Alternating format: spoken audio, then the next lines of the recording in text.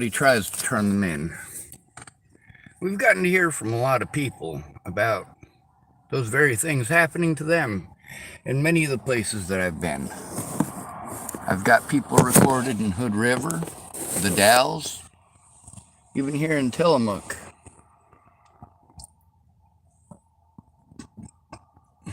I got people recorded all over the place because this is a common tactic that is used by police. They go find a little bitch who likes to fuck little kids, and they give that guy empty promises. They can't keep those promises. This is a pedophile. They're going to bust him. It's not something where they get to just let him walk. So keep in mind, when you've got a pedophile who is harassing you like that, cops won't do anything about it. First of all, I want you to know they are going to bust him, so pay no mind about that part. All right, that is important as far as your case against the police goes. They should have picked him up already. He is a public safety risk, and they are allowing him access to children by not arresting him. So yeah, they're breaking the law and they're putting you at risk. And by utilizing that sex offender to come and harass you, such as at your place of work, man, that's illegal as fuck. But it's a common tactic. Let's apply how I was treated to George Floyd. All right, now I get that George Floyd is dead. We're going to bring up some people who are alive too. When George Floyd had a police officer put his knee on the back of George Floyd's neck,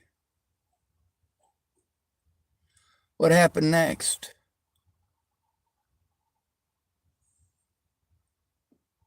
What happened when I had police officers putting their knee in the back of my neck? What happened when Sergeant Todd, who's easily pushing 350 to 400 pounds, did that to me in the Scottsbluff jail? Nothing. Sure, it's illegal and it's immoral and it's wrong, and every officer in America is now well aware of it, but that didn't stop them.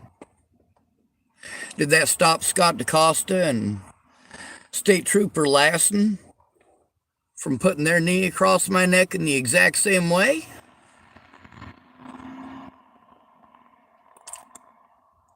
Of course, I was sitting in prison over the assault by Lassen and DaCosta, as well as an assault by Robert Franklin Warnick, whose picture is on the front of this. Just so you know, that comes from the Nebraska Sex Offender Registry. I encourage you to not take my word for it. See, here's the thing. I'm trying to get you to not take my word for it. Don't be stupid. There's evidence here. Instead of believing that picture of Robert Franklin Warnick is on the sex offender registry just because I say so, I want you to look at the fact that it has his name typed out. That is a matter of public record, and it's not against the law for me to post it up for God and everyone to see. Robert Franklin Warnick started threatening me in 2019. Threatened to kill me over literally him having an alcohol-induced paranoia. But there's also the understandable fear that he had at that point, being as he is a registered sex offender. The understandable fear with his ex, Nikki, being a friend of mine, and him having arguments with her at the time. It's understandable with how public I have been about how I don't like child molesters and pedophiles. And he's on the sex offender registry. Thank goodness for Sean Jefferson telling me that he was on the registry. Now, why is it that Sean Jefferson told me that Robert Franklin Mornick was on the sex offender registry? Well, that's because I went to talk to Sean Jefferson and say, hey, Sean, I need someone to go in with me so I can turn in this son of a bitch.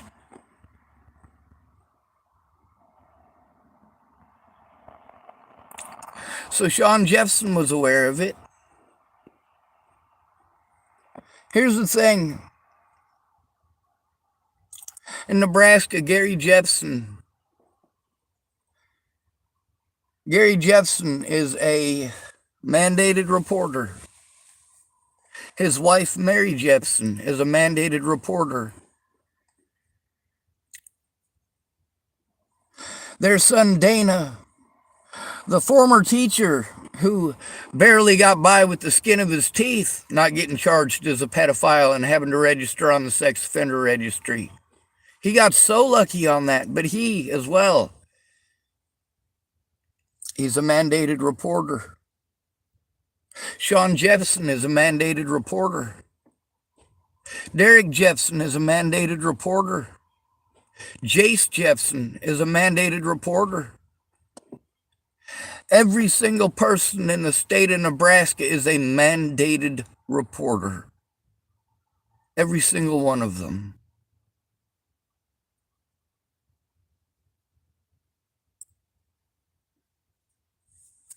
It's because Nebraska, rightly so, understands that, let's say there's a rapist. You see that rapist raping another human being and you say nothing, you're now an accomplice to that crime. You have allowed that person to get away with it, helped them to get away with it, and assisted them in being able to find other victims or to revisit the crime upon their current one.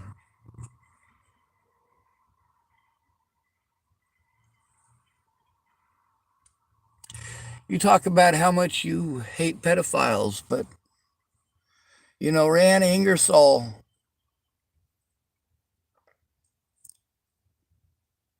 she hated Stretch and she hated John Apolius, both of them, for a reason. She hated them as much as she hated Doug Cowden, who was her predator.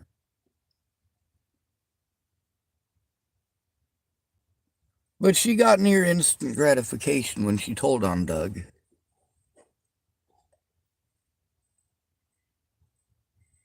I talked to her about it once. I said, you know what it's like to be abused for years and nobody listens?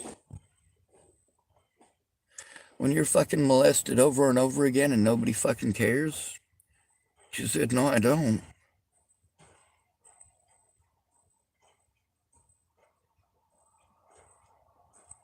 That's when she explained to me that with Doug, he got away with doing it once and she told on him and that was the end of it. It's a lot different for girls, isn't it? She told on him and the next thing she knew, he was on his way to prison.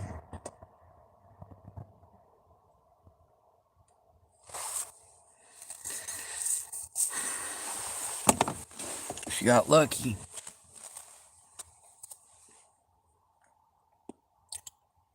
People loved her enough to listen to her and to help her when it needed to be done instead of allowing it to go on for years. Like my family and my friends did. The cops told me to go to my friends who all made excuses. My friends told me that I needed to go to the cops, who all made excuses. The cops told me I needed to go to my family, who all made excuses. They told me I needed to go to the cops, who all made excuses. That it's what it's like when you're a disabled and homeless male in this country. especially if you're homeless. If nobody cares, you have no rights.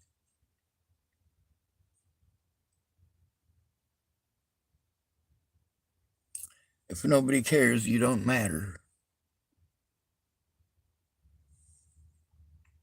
You get to see how we've got Nazi behaviors going on. How the hell is a homeless camp with over 200 people living in it that was just demolished, along with every effort that those people made, everything that they had collected and acquired to make sure they don't freeze to death, to make their lives just a little bit easier. Everything is so much more complicated without the little trinkets that keep us alive, like our blankets.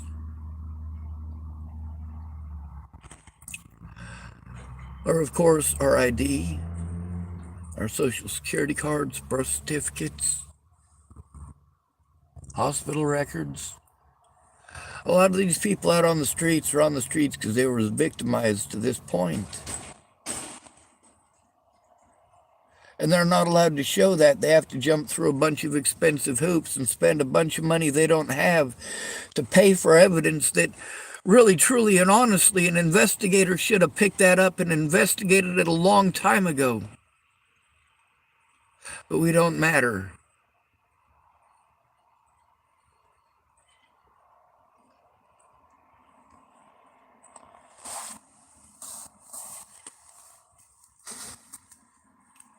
Robert Franklin Mornick threatened to kill me out in the street, and I made a public post about it. He made some outrageous claims about how I was staring him down through the window or some shit like that. Like, no, if I recognized you, I might have been glad to see you. If you were staring at me, I was probably wondering why the fuck you were staring at me. And his excuse, he had like 3 or 4 different excuses. One of them is he heard a rumor. From who, bitch? What's the rumor and who'd you hear it from? Or are you just looking for an excuse to be a piece of shit? You fucking liar. Names or it didn't fucking happen.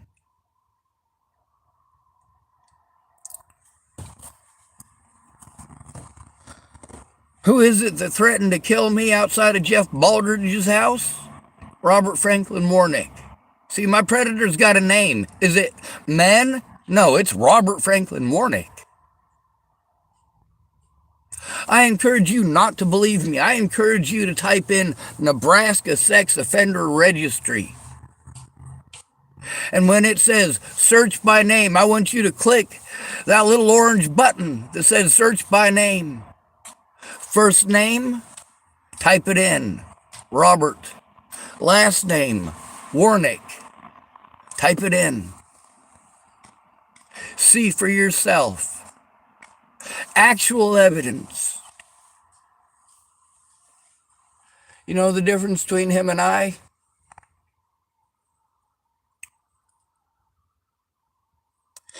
He actually sexually assaulted a child. Was charged with it, found guilty, and is on the Nebraska Sex Offender Registry.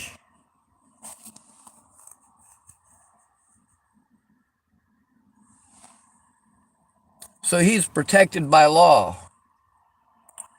If he chooses to do harm to me and I defend myself against him, it's a hate crime because he is a registered sex offender. I'm not.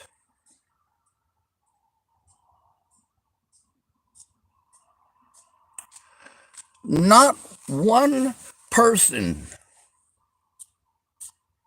in 6 years of all of this, not even one person, not Alicia Bollinger, not Natalie Bollinger, not Maddie Boa,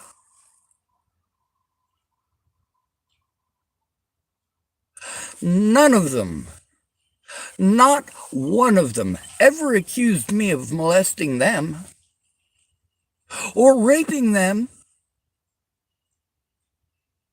Maddie Boa didn't accuse me of molesting Maddie Boa. Matty Boa didn't accuse me of raping Matty Boa. Matty Boa insinuated to a bunch of her fucking customers shit that she knew to be untrue. But she didn't claim that I raped her. She claimed that I raped Natalie and Alicia. She didn't claim that I molested her. She claimed that I molested Natalie and Alicia. Not one person has produced even one piece of evidence to suggest that Natalie or Alicia ever accused me of those things. Not in court, not in typing to their friends.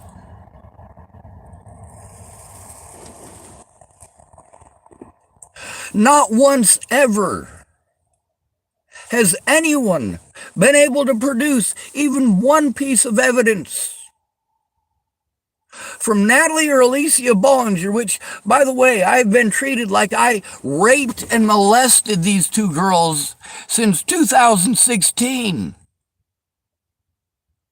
Alicia Bollinger's 25 now.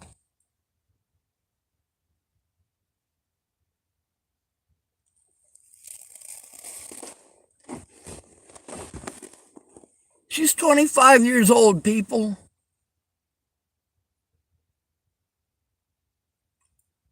She might be 26 now.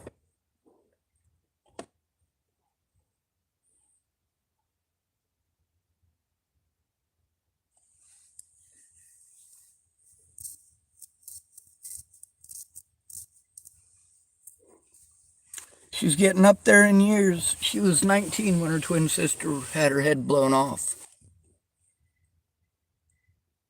Natalie gave up everything for her sister, everything that her sister wanted. Alicia was the popular one. If she wasn't getting the proper amount of attention, she would fight for it. And Natalie loved her enough to let her have that attention, but it hurt her so much.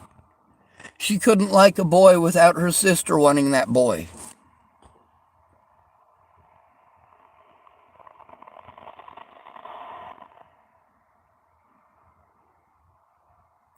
Or if she dated somebody her sister didn't like, her sister would fucking nag at her.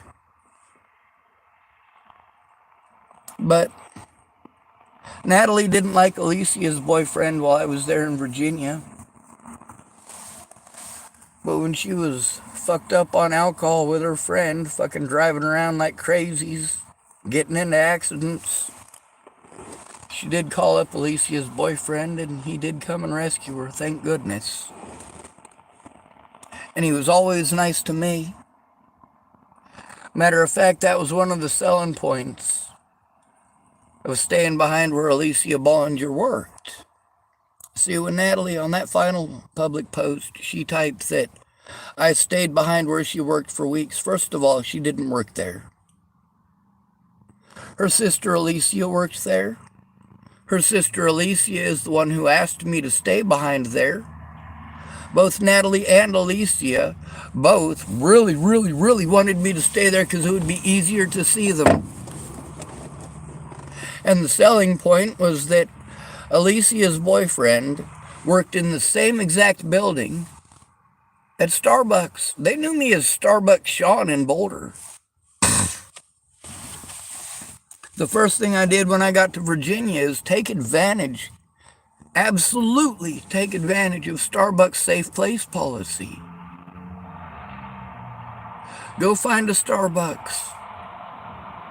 Because inside a Starbucks, people aren't allowed to victimize you like that. Once in a while, you run into a Starbucks employee like the one in Cheyenne, Wyoming, who, well, he didn't like homeless people, and he made that clear more than once. He felt that the Starbucks safe place policy was only for homosexuals, and that if someone isn't a homosexual, then it doesn't apply to them. because he's a homosexual, he felt that this is a safe place for gay people and that I'm somehow depriving him of that because I want to be safe too.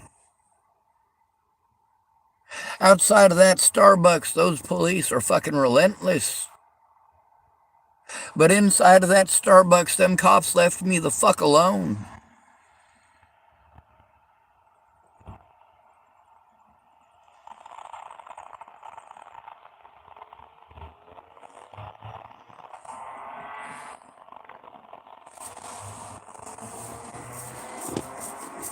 You get to see the messages between Natalie and I. Not that any of you have seen any of those, because they don't post those on the supposedly Natalie Bollinger groups. No, they're not going to post those. They're not going to let you see those. They're not going to bother even looking at those themselves, are they? No, it's just what my predators have to say that is allowed. It's only what my predators had to say that's allowed in court. Who cares if it's slander? It's only what my predators had to say that was allowed in the news. Unless, of course, it's something that my predators wanted to pull out and take out of context. And that's the thing where they got that judge in Nebraska by the balls. He knows that the context is important, and so does Leslie Snell.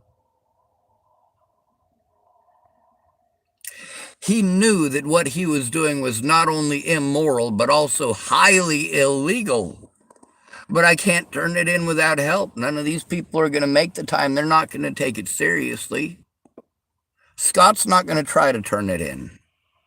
Yes, he told me he was gonna. No, I don't believe he's going to make any attempt whatsoever to do so.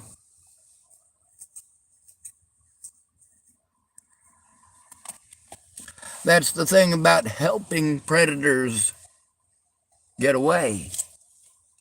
When you don't speak up, you help the predators get away. That is all you are doing.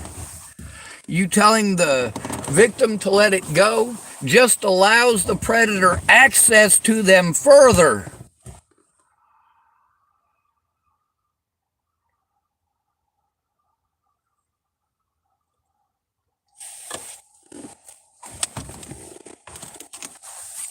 If somebody comes to you and tells you that they were raped, you take it fucking seriously, asshole. And you help them to turn it in.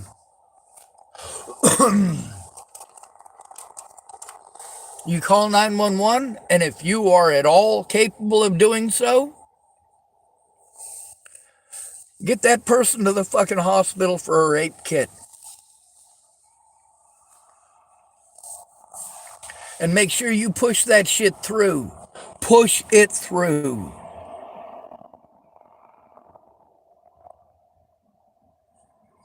If you go in there with someone else to make sure that you put pressure on them, let them know that they have to do their jobs. Because if they think that they can get away with not doing their jobs and you're just going to give up, they're not going to do their fucking jobs. That's the reason you need someone to go in there with you, especially if you are disabled.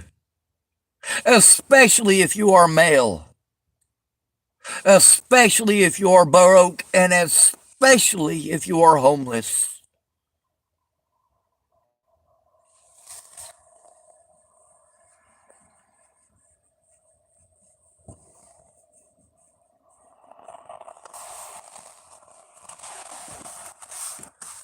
My predators threatened me over and over and over and over again. Threatened my life, threatened my family, threatened my friends.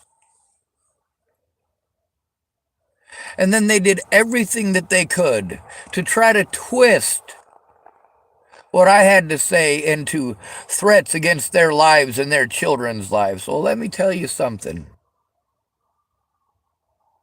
Either A, Leslie Snell victimized Jaron, or B, Jaron is committing crimes against me.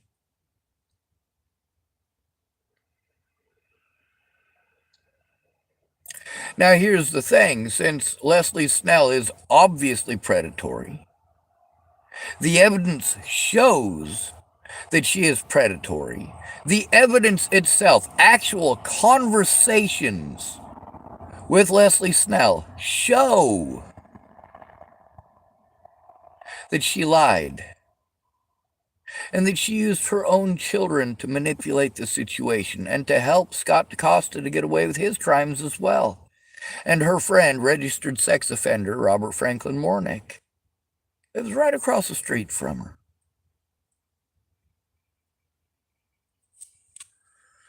I mean, I feel bad for her kids. They are sandwiched between sexual predators like Robert Franklin Mornick and Andrew Witcher.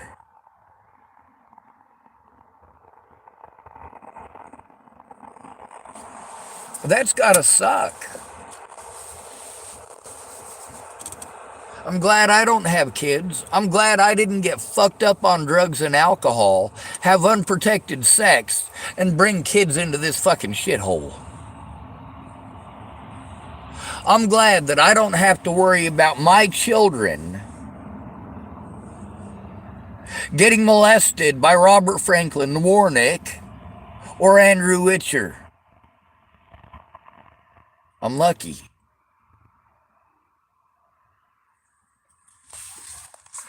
Let's apply the way that I've been treated to Gabby Petito. We got to say that, of course, Gabby Petito shouldn't have been there. Right? And then we got to throw up all of the statistics of how abusive women are towards men. Right? We got to do that too. We got to make sure that we blame her for it. It's her fault that she was killed, right? We got to do that as well. We got to do the victim shaming and the victim blaming. And of course, then we got to do the time warp so that we can kind of sort of blame the wrong people, right? Like, of course, she scraped Brian Laundrie's face pretty good. Now, if we pretend that she scratched his face afterwards, then we can change the cause and effect there, right? Like maybe he was still angry about her scratching his face and that's why he killed her. But if we make the claim that she scratched his face afterwards, well, we can see plainly with the video evidence, while she was still alive, with the cops, talking to both of them, he already had those scratches on his face. But we're going to not look at those body cameras. What we're going to do is we're going to paint it in a different direction. We're going to paint it how the news media and the cops want you to sell the story. And we're going to do everything that we can to hide evidence. So, of course, we have to hide the fact that, well, Gabby Petito scratched that man's face. We got to pretend that that scratch showed up after she was already dead. And, of course, we have to make sure that the courts don't see the evidence. Now, we can have millions of people out there. These millions of people cared about Gabby Petito because she's a pretty white girl. So, of course, the video evidence, well, how about we treat her like she's a child molester and a rapist and a stalker, and this is all her fault. And then, of course, she's not allowed to defend herself. She's dead. But even if she were alive, let's put her in my position. Somehow, magically, she was resuscitated and brought back to life. But nobody will listen to her.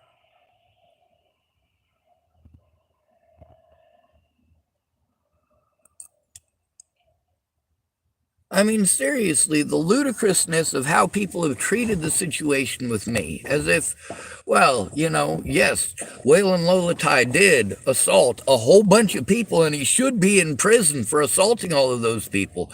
But no, Sean Schwartz never could have been assaulted by him because these people call Sean Schwartz mentally ill.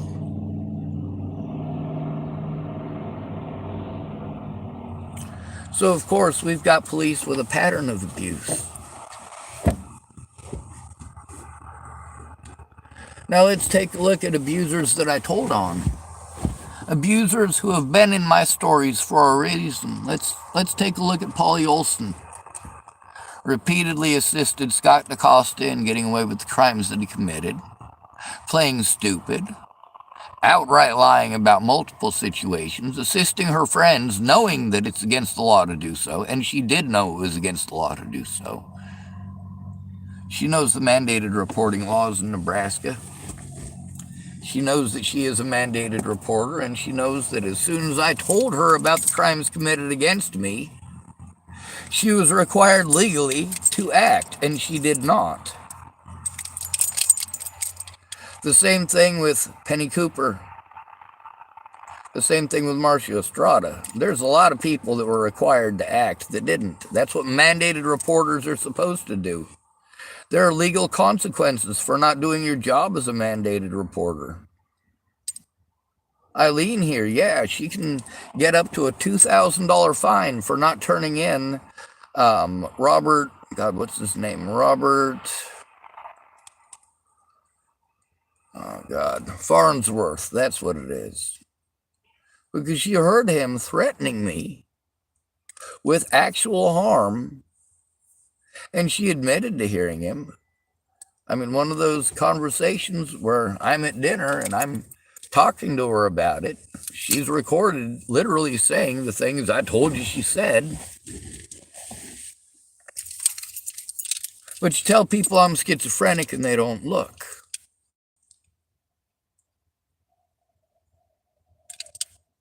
Imagine if it had been that easy with Gabby Petito. Hey, we'll just make sure that the evidence isn't shown because the cops were incompetent, first of all. They should have arrested both Laundrie and Petito. But they didn't. They let them both go. Furthermore, there should have been a protection order put between them. But that didn't happen. Did it? No, and it resulted in Gabby Petito being dead and Brian Laundrie also being dead. Isn't that scary?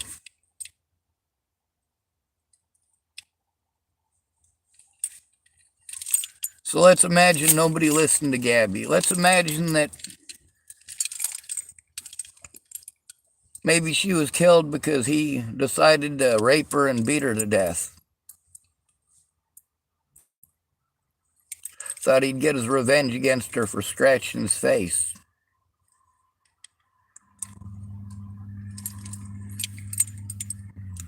You never know.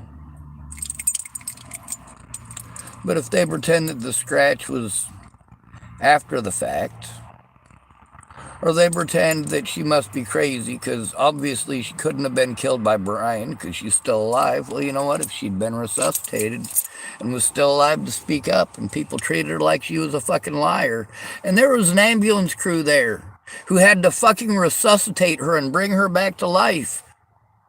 But nobody's bothering to talk to the ambulance crew. They're giving her the runaround about talking to the ambulance crew. When you go to try to talk to the ambulance crew, they want to play victim like you did something horrible by going and talking to the ambulance crew and saying, hey, I'm being treated like I'm a liar for saying that I was choked to death and you guys had to bring me back to life. Or I was shot in the head and you guys had to bring me back to life. Or I was stabbed and you had to bring me back to life.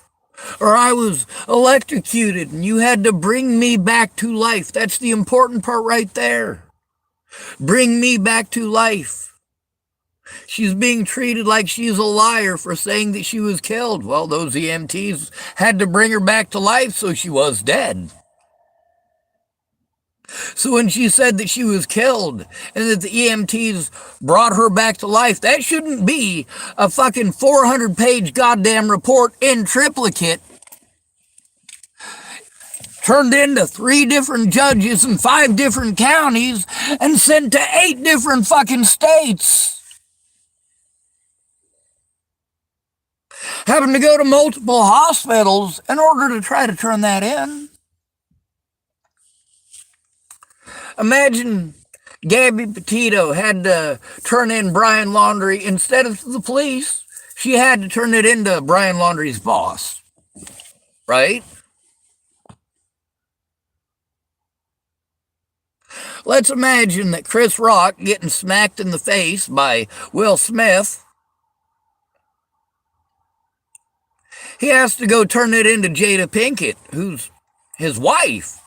She's probably going to be on Will Smith's side on this. Or, of course, we got to make it so it's applying to my situation. Let's say that Chris Rock wanted to turn in Will Smith, and, well, he was told he has to turn it into Will Smith. Well, you have to have Will Smith investigate that. Huh, how's that supposed to work? Who's going to investigate Scott DaCosta? Scott DaCosta says Nebraska State Patrol. Nebraska State Patrol says Scott DaCosta. There's something fishy there, isn't there? All right, how about when I try to turn in Officer Schneider there, and that's recorded too. Me trying to turn him in and being sent to him. You get to hear through that. Yes, there is no way that anybody hearing those conversations is going to confuse me as saying that I was trying to get a hold of Officer Schneider, when obviously I stated loud and clear over and over again and corrected her when she played mentally fucking retarded like she didn't understand the English language. This is our 911 operator. This is our dispatch operator playing fucking stupid. Playing like she doesn't understand the words that are coming out of my mouth. I had to correct her. She, over and over again, was trying to reword what I was saying into something completely different than what I was saying. And they all do this. Just like when you explain to these people that you were assaulted and had your life threatened and your loved ones' lives threatened and your money stolen. And the bullying has continued to the point that you want your life to end, but you're trying to get help instead of trying to kill yourself. You're trying to get help. Turning in these people. And they want to reword it. So you're saying that you have plans to hurt yourself. Fuck you, bitch. No, you do not get to abuse the laws on that to cop out of doing your job as a mandated reporter. I am being abused to this point. Abusing me further because you're a lazy piece of shit is not acceptable. Oh, and almost forgot, God bless America, bless her heart. Bless her heart makes it all okay. Ask a Southerner. They'll talk shit about you and then bless your heart all day. She's so ugly. Bless her heart. Her husband is dumb as a fucking stump. Bless his heart.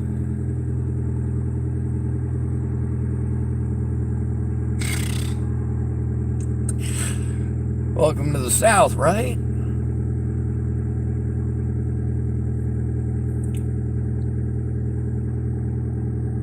I recorded a couple of fellers there today at the St. Albans Church. One of them was talking about being a recovering racist.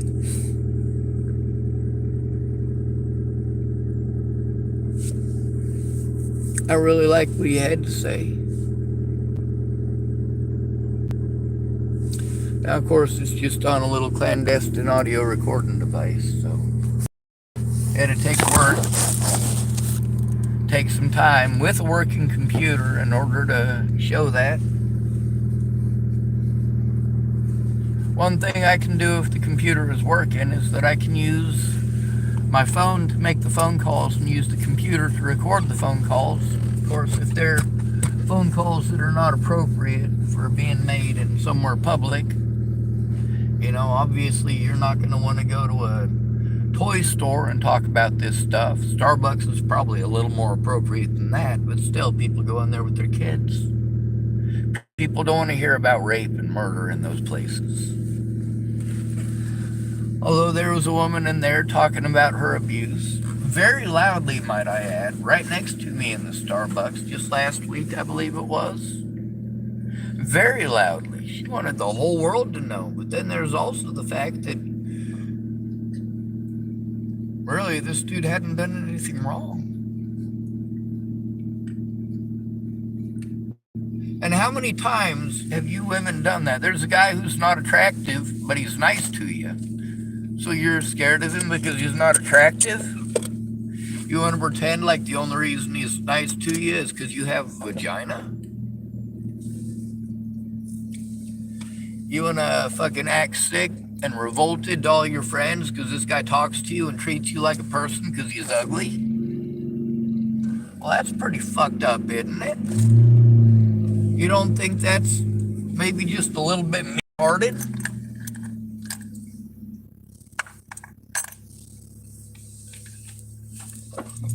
And then, of course, small town like Tillamook. You know, it's kind of like Chapel, Nebraska, with Leslie Snell pretending like I'm trying to hurt her, and me having to not be there because it's an unsafe fucking environment because of Scott DaCosta, being assaulted by the sheriff and the state patrol because you're supposed to turn in the sheriff to the state patrol. That's what I was doing that morning, was trying to get the state patrol to do their job about Scott DaCosta, and that's recorded. But none of these people, Stephanie Mejia was a part of that situation. Did she help me to turn it in? No, she didn't. She was gonna, but by the point that she got there, she was thinking with her vagina. She's thinking, damn, I'm gonna get me some of that BBC.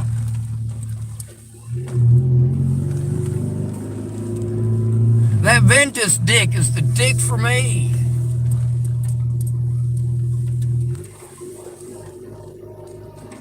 My God, he's got drugs and I don't have to pay for them. He'll get me mushrooms and give me beer and like, fuck, this ain't right. This isn't the help that I was supposed to be getting. This isn't the help that we agreed upon. When I sent you all of my money so that you could come and help me, this is not what I sent you all of my money for. Kind of like Ventus, you know, he was complaining that he didn't have a whole lot of food, that I was there, and I was like, you know what, here's fucking $50. This is what I got. It's a $50 fucking prepaid card. It's got $50 on it. Fucking there's some money for groceries. And then while I was there, he wanted to continue to complain about groceries. I was eating my own food. Getting my own food. I even ran into Aubrey the Poet Anderson. Used to be a friend of mine before Natalie was killed. She's also autistic.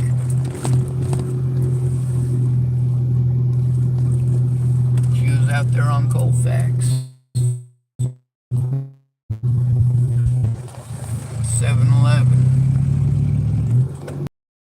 7-Eleven where a man tried to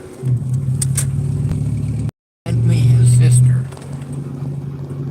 if you know what I mean. But when you're homeless, who cares? Who's going to listen to you?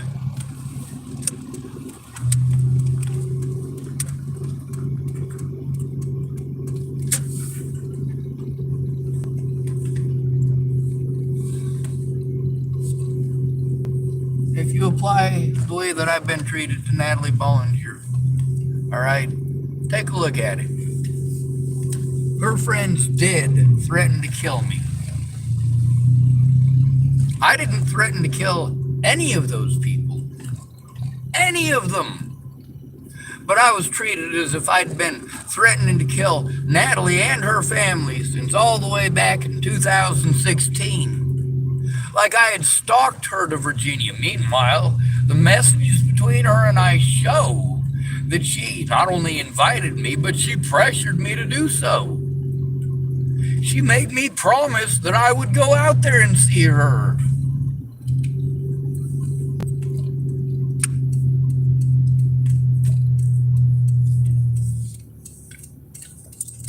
Of course, it got to the point where I had been cut off from the ability to show evidence due to abuse by the general public, attacking my evidence, attacking my Facebook, doing it in large groups because of slander, destroying evidence that I spoke up about abuse, destroying evidence of the abuse itself even.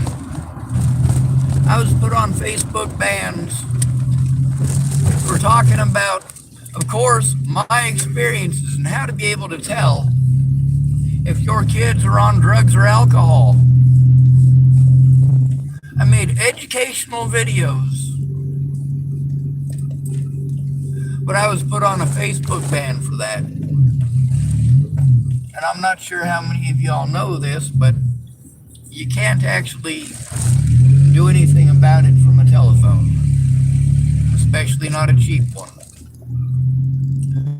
On an actual computer, however, you can contest it. And after I was able to get on a computer and have a computer that I could use to contest it, I stopped getting on Facebook bans. I was able to fight the things that people were, 30 or 40 people getting on from one of these Natalie Bollinger groups that are actually Sean Schwartz hate groups. And these people are getting on there, and 30 or 40 of them are complaining that it's spam, trying to get it destroyed. Well, at the very beginning, they were able to do that. Imagine if that's what people did with Zaid Atkinson. Instead of him going on 60 Minutes, the news accuses him of being a rapist and a thief and a liar, and accuses him of assaulting cops, paints him out to be a serial killer and a stalker and a crazy person.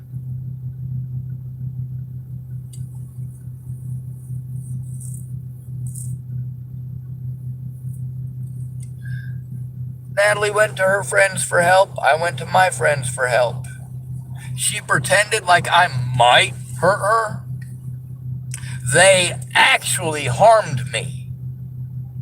I spoke up about actual harm. She pretended that I might hurt her. I was harmed further. I asked for help.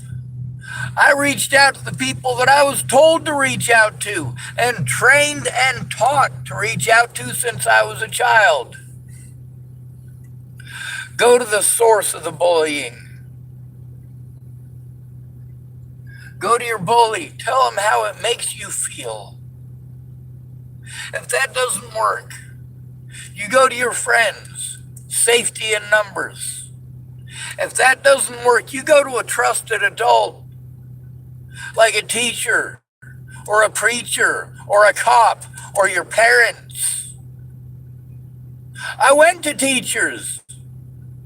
Miss Jerry's a teacher, or was. And she's not the only one. I went to Dana Jepson, who is also a teacher, until he got in trouble and charged with sexual misconduct with a male student of his, high school student.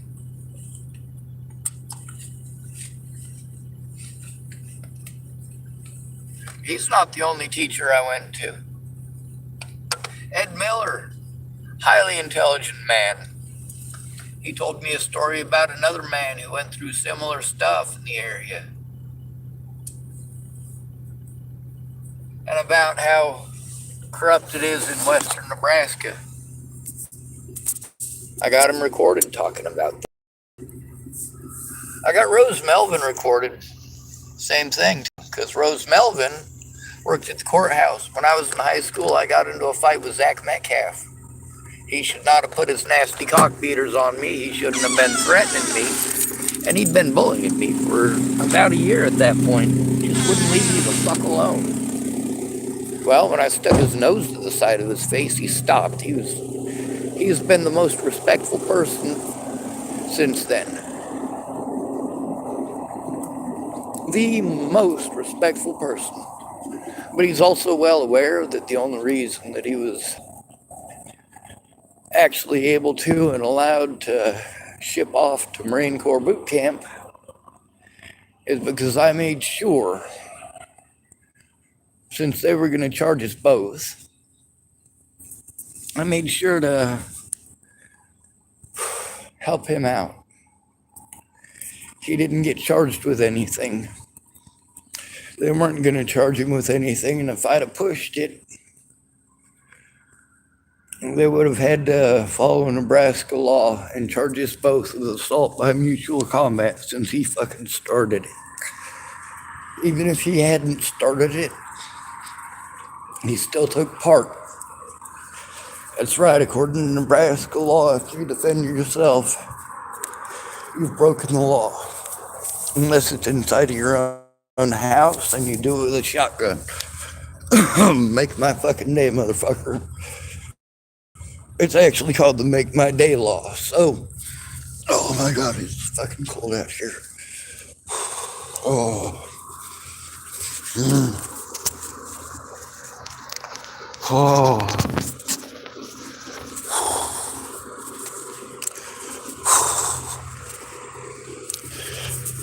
With Scott DaCosta, I was told I had to turn him into him. That's a conflict of interest, and the Nebraska State Patrol knew it.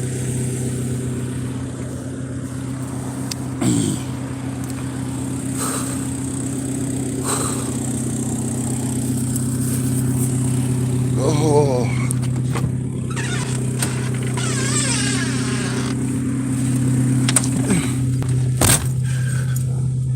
If you're an upright individual, you should have no problems telling the police and telling the public the things that you told me. And since the things that the cops had to say about why you didn't help me do not line up with why you didn't help me, then you need to speak up. Because I have been victimized for 6 years over things that you're angry at me because I said them. You're angry at me because I repeated what the police said. Oh, you don't fucking like it when I say it? I'm a bad person for saying it? The police got away with committing the crimes that they committed. Nobody would help me. The only way you could have helped is by speaking up. Because no matter what else you did, if you didn't fucking speak up, the cops get away with whatever narrative they want to sell. It doesn't matter what evidence I have on the fucking internet. When these slander groups have millions of viewers and I get maybe, 60 to 180 tops on most of my videos that are high rated. I've got a few of them that are viewed in the thousands. Some of them it's because there's a lot of evidence on them. Like, of course, the one where my little sister's ex-roommate, the one that Tara was living with a registered sex offender. And, of course, it was with Riley, that's my niece's dad. It was with one of Riley's other exes. Fucked up situation. Anyway, I got this up well enough that nobody can be in here while I pee. So I'm ending this video because I'm about to pee myself.